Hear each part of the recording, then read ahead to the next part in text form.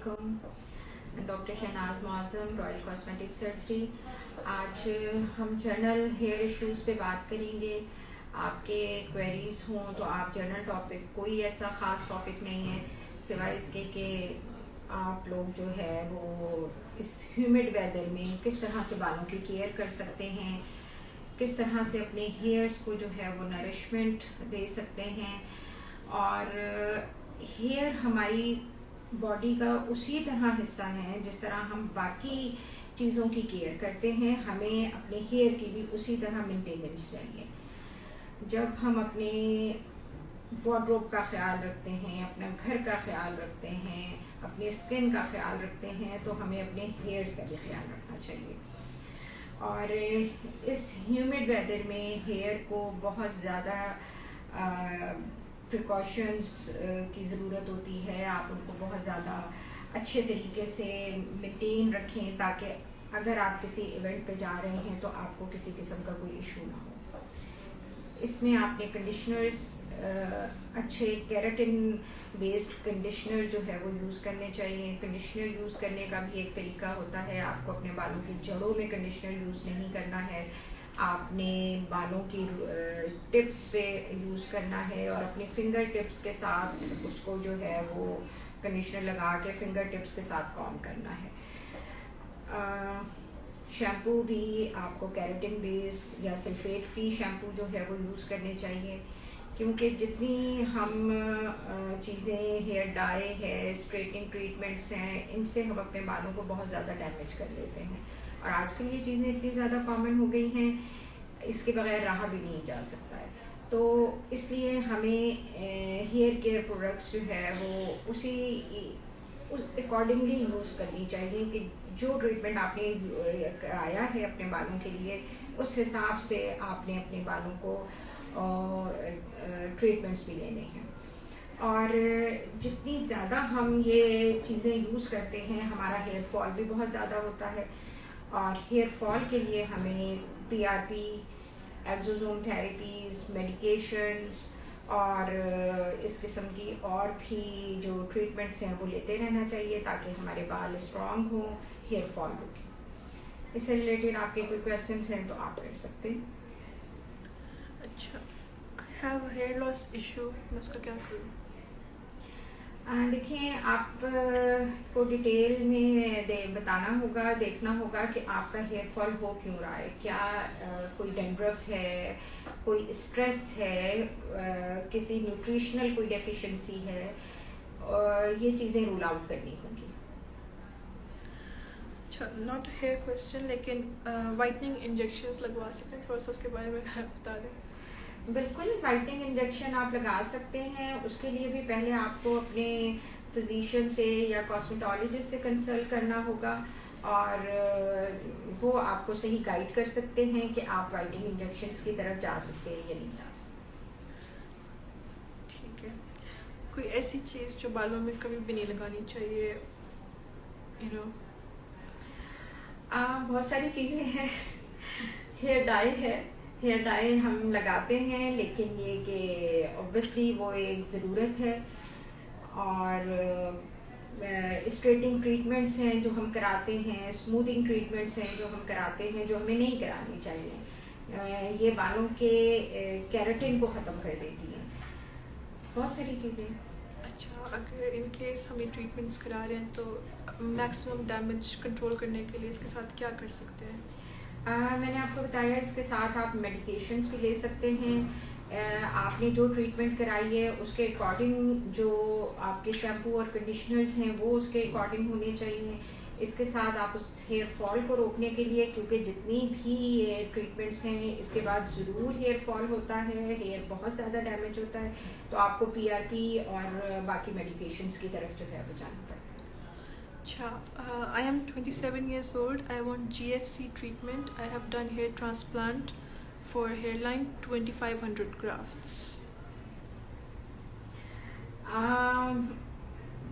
Growth factor treatment आप बता रहे हैं। ग्रोथ फैक्टर ट्रीटमेंट में बहुत सारी ट्रीटमेंट्स हैं। मैंने आपको बताया PRP is one of the growth factor treatment है। इसमें जो आपके प्लेटलेट्स हैं इनके अंदर हम प्लाज्मा बनाते हैं, ये आप पीआरपी करा सकते हैं। Exosome therapy is also new and very effective treatment जो आप ले सकती हैं। ठीक है, कोई ऐसे इंग्रेडिएंट्स जो आपको अपने शैम्पू या कंडीशनर में अवॉइड करने चाहिए बिफोर बाइंग? इंग्रेडिएंट उसमें चेक करनी चाहिए। कोशिश करनी चाहिए कि आप सल्फेट फ्री शैम्पूस यूज़ करें। Can whitening injections cause vitiligo disease? नहीं जी, वाइटनिंग इंजेक्शन विटिलिगो कॉज नहीं करता। वाइटनिंग इंजेक्शन विटिलिगो के लिए यूज़ किया गया था, फर्स्ट टाइम जब यूज़ किया गया था, और अब जो है ये वाइटनिंग के तौर पर यूज़ कर रहे हैं। अच्छा, हेयर मास्क्स के बारे में थोड़ा सा बताएं। Are they really efficient? उनको रेगुलर बेस पे यूज़ करना चाहिए?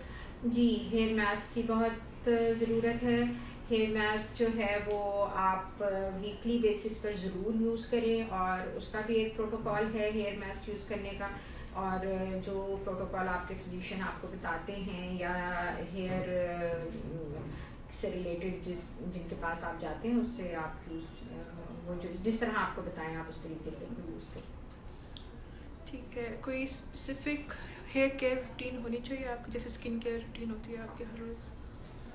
बिल्कुल, हेयर केयर रूटीन बहुत ज़रूरी है। आप डिपेंड करता है आपका हेयर टाइप क्या है। अगर ऑयली हेयर है और आपको रेगुलर डेली बेसिस पे शैम्पू की ज़रूरत है तो आप उसके अकॉर्डिंगली यूज़ करेंगे, और अगर ड्राई हेयर हैं तो ऑब्वियसली आप डेली शैम्पू यूज़ नहीं करेंगे।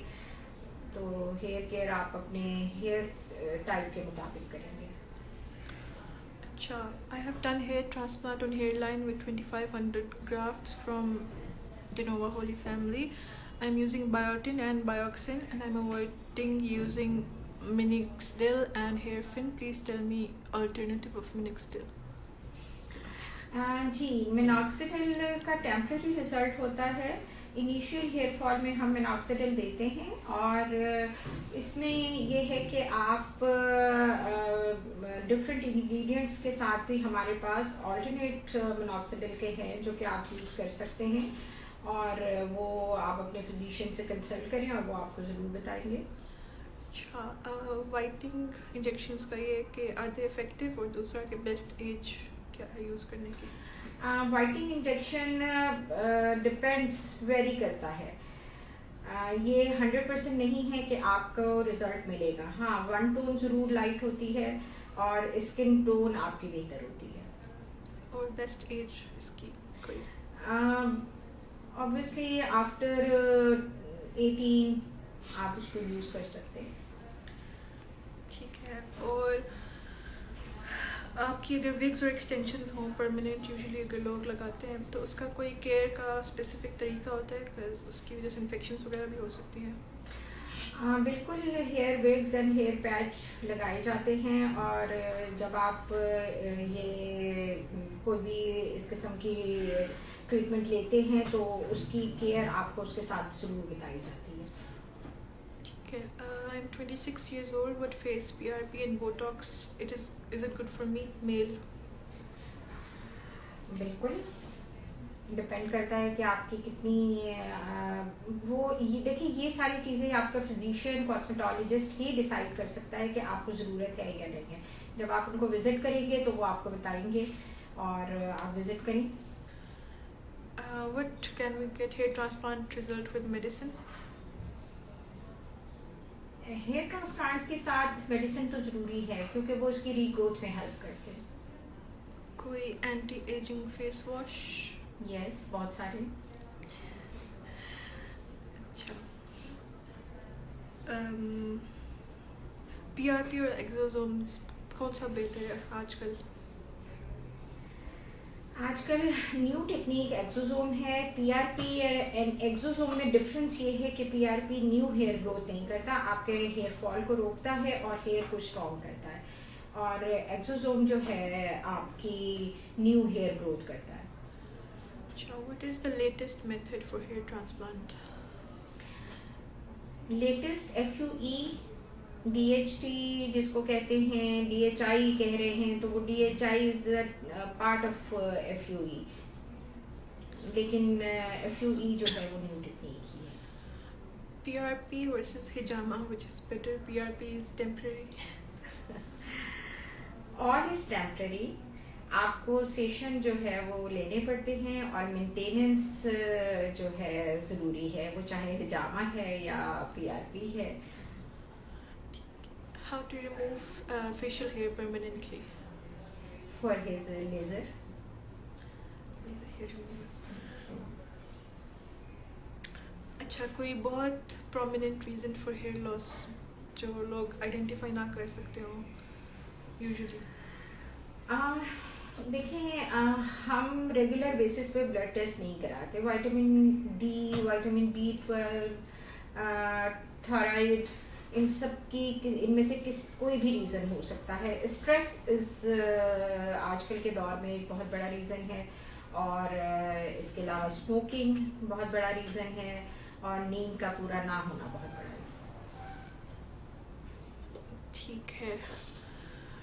Someone else is also asking face के hair removal permanently, तो उसके लिए भी laser hair removal ही है. लेज़र हेयर रिमूवल, और जितना अर्ली एज में आप लेज़र करा लें वो बेहतर है, क्योंकि वाइट हेयर्स पे लेज़र काम नहीं करता. I have a question. Hair transplant can affect on brain veins? No, not at all. Let's just wait 2 or 3 minutes. Questions अगर आ जाते हैं और वरना पे हम wrap up करते हैं. Meanwhile आप थोड़ा सा cost difference बता दें exosomes और PRP का. बिग डिफरेंस है, लेकिन exosome is just like stem cell therapy, शायद इसलिए ज़्यादा डिफरेंस इसमें है कॉस्ट में, लेकिन इट्स इफेक्टिव. रिजल्ट में इसके काफ़ी ज़्यादा डिफरेंस आता है या फिर इतना ज़्यादा नहीं? बिल्कुल, रिजल्ट में भी डिफरेंस आता है, बिकॉज न्यू हेयर ग्रोथ हो रही होती है आपकी. ठीक है, आई थिंक आज के लिए फिर अपने क्वेश्चंस काफ़ी हैं. Thank you.